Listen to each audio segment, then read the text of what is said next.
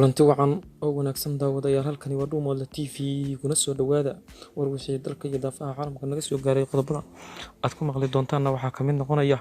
banaanbaxyada Soomaaliya ka socda loogana soo horjeedo dowladda Kenya oo sii xoogaysanaya gaarayna qaybo badan oo ka mid ah dhulka Soomaaliya xiisada u dhaxaysa Galmudug iyo qaar ka mid ah saraakiisha Ahlus Sunna oo sii xoogaysanaysa iyo dalalka Armenia iyo Azerbaijan oo ku dagaalamaya xuduudda u dhaxaysa labadaasi dal gaar ahaan gobolka lagu magacaabo Nagorno-Karabakh ee ka tirsan u dhaxeeya labadaasi dal.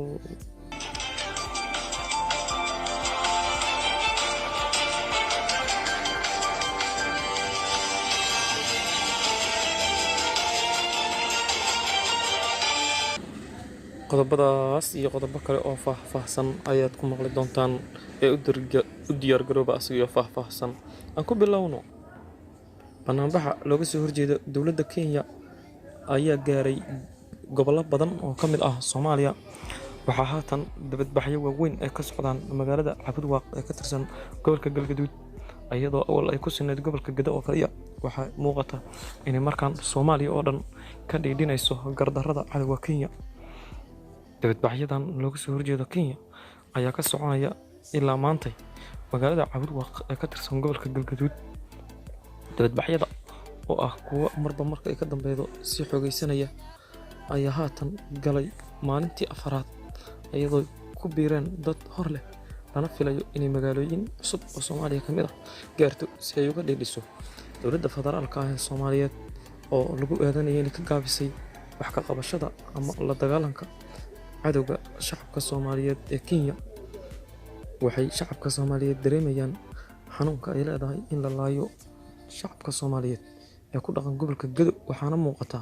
in Kenya gardarro aan geed la soo aadin ku xasuuqayso shacabka Soomaaliyeed iyadoo Kenya geysanayso xasuuqyo kala duwan ay shacabka Soomaaliyeed meel kasta joogaan isu soo bax muujiyaan iyo dareenkooda iyagoo ku cabiraya warbaahinta una sheegaya inay Kenya ka argudanayaan ayna qaadayaan tilaabooyin hor leh oo ay Kenya iskaga celinayaan shacabka Soomaaliyeed meel kasta joogaan. waxaa ka buuxda ciil iyo caro ay u qabaan Kenya iyagoo isku dayaya inay maalin kasta dagaal toos ah la galaan dowladda Kenya. dhanka kale waxaa cirka isku sii shareeraysa xiisada u dhaxaysa maamulka Galmudug iyo saraakiisha qaybta 12aad ee ka tirsan ciidanka xoogga dalka Soomaaliyeed. saraakiisha ka tirsan ciidanka xoogga dalka Soomaaliyeed iyo xiisada u dhaxaysa maamulka Galmudug ayaa sii kordhaysa gaar ahaan madaxweynaha Galmudug Axmed Cabdi Kaariye Qorqor iyo hogaamiyaha guutada 15aad ciidanka xoogga dalka Soomaaliyeed Generaal Mas'uud Maxamed Warsame ayaa waxa u dhaxaysa xiisad siyaasadeed oo aad u qalafsan. waxaana la sheegayaa inay saraakiil ay u dirsay dowladda federaalku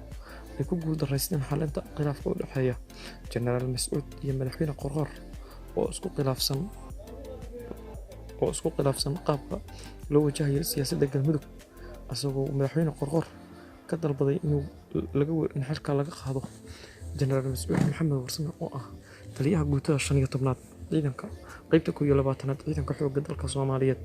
Generaal Mas'uud ayaa si iska diiday go'aanka madaxweyne Qorqor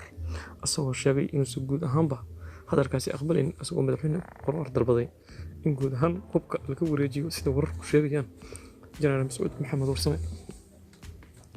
sida la sheegay dowladda federaalka waxay u dirtay saraakiil sarsare oo ka tirsan dowladda federaalka si ay u xaliyaan khilaafka u dhaxeeya labadaasi mas'uul lana sheegayo inuu gaaray heerkii ugu daray iyadoo la sheegayo inay ku guuldareysteen dibna iskaga soo laabteen saraakiishaasi ayna sheegayaan inay xal waayeen wax ka qabashada siyaasadda cakiran ee Galmudug. madaxweyne Qorqor ayaa isagu iska diiday la kulanka saraakiishaas oo la sheegay inuusan aqbalin inay ku sugnaadaan deegaanada Galmudug uusan raalli ka ahayn guud ahaanba inay ku sugnaadaan deegaanada Galmudug. waxaa horey isu diiday wasiirka amniga Galmudug Axmed Macalin Fiqi iyo sidoo kale taliyaha guutada 15aad qaybta 12aad ciidanka xoogga dalka Generaal Mas'uud Maxamed Warsame isagoo la sheegayo inuu Generaal Mas'uud si daran uga madax adeegay madaxda oo sheegay inuusan aqbalayn hadalkooda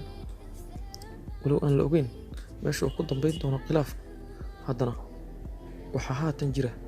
khilaaf xooggan oo u dhexeeya madaxda galmudug iyo sidoo kale jenaraal Mascuud Maxamed Warsame, taliyaha guutada 15aad ee qaybta 12aad ciidanka xoogga dalka Soomaaliyeed. Ilaa iyo hadda lama sheegin wax xal ah oo laga gaaray xiisadaasi, sidoo la sheegayo in madaxweynaha galmudug ku qancin hadallada ka soo yeeraya jenaraal Mascuud Maxamed Warsame, taliyaha guutada 15aad ee ciidanka xoogga dalka Soomaaliyeed. Dhinaca kalena, haddii aan eegno wararka dibadda ee ugu dambeeya, dowladaha Armenia iyo Azerbaijan ayaa ku dagaalsan gobolka xuduudda ee lagu magacaabo Nagorno-Karabakh.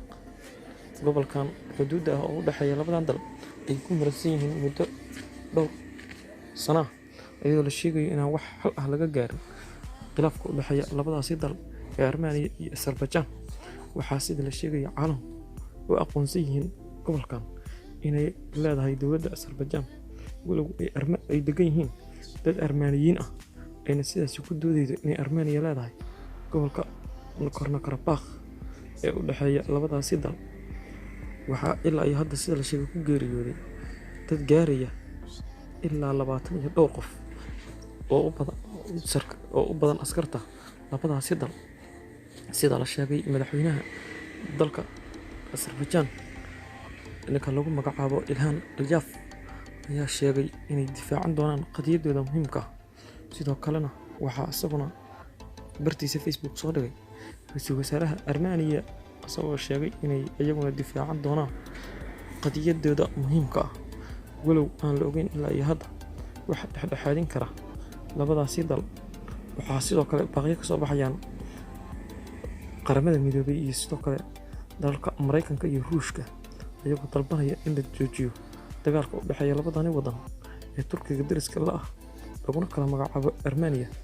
iyo sidoo kale Azerbaijan. Labadani dal waxaa ka dhexeeya xiisad colaadeed oo ku saleysan gobolkaasi lagu magacaabo Karabakh oo xuduudda ku yaalla, ayna ku muransan yihiin dhowrkii boqol ee sano ugu dambeeyay, iyadoo labadani dal ay muran dhanka xuduudda ah dhowr jeer iskaga dileen saraakiil aad u fogaan badan. Waxaana hadda la is barbar dhigayaa awoodaha ciidan ee ay leeyihiin gobolkan ee ay leeyihiin labadani dowladood laguna magacaabo Nagorno-Karabakh oo lagu magacaabo Armenia iyo sidoo kale Azerbaijan kuna muransan Nagorno-Karabakh gobolkan lagu magacaabo. Waxay labadooduba ku hubaysan yihiin hubabka noocyada kala duwan iyagoo is adeegsanaya hubabkaasi. Waxaana la sheegayaa ilaa iyo hadda inaan wax xal ah laga gaarin. Qaramada Midoobay Antonio Guterres waxaa la sheegayaa inuu ku baaqayo in si degdeg ah loo joojiyo dagaalka u dhexeeya labadaasi dal, iyadoo Mareykanka iyo sidoo kale Ruushku ku soo biireen dalalka ku baaqaya xabad joojinta. Waxaa intaasi nooga dhan warkii aad kala socoteen Umuda TV. Inta aan ku kulmi doono warkan warkiisa xiga, sidaa iyo nabadgelyo. Haddii ay tahay markii ugu horreeyay aad soo daawato, fadlan subscribe saar, gambarelkana furo si aad u hesho wararkii ugu dambeeyay ee aan bartani